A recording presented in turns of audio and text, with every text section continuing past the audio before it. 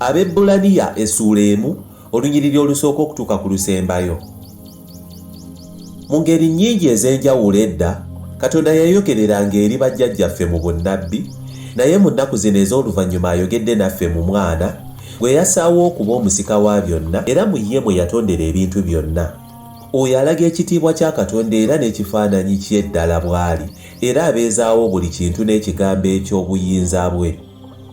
Bwe yamala okukola ekyokunaaza ebibi n'atuula ku mukono ogwa ddyo ogw'obukulu waggulu, ng'asingira ddala obukulu bamalayika bwe yaweebwa erinnya erisingira ddala agaabwe.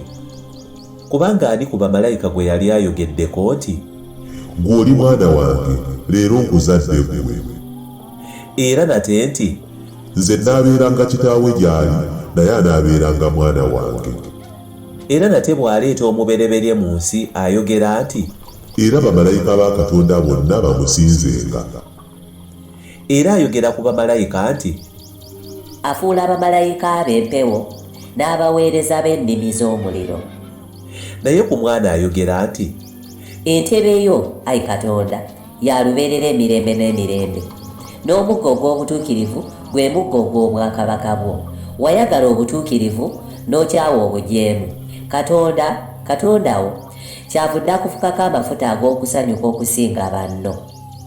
Era ayongera n'agamba nti, "Ggwe Mukama wange, ku lubereberye wassaawo emisingi gy'ensi, n'eggulu mulimu gwa mikono gyo.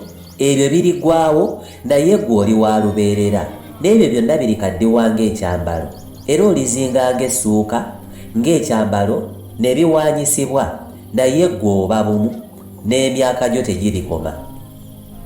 Ani ku bamalayika gwe yali ayogeddeko nti, "Tuula ku mukono gwange ogwa ddyo okutuusa lwe ndifuula abalabe b'entebe y'ebigere ebyo."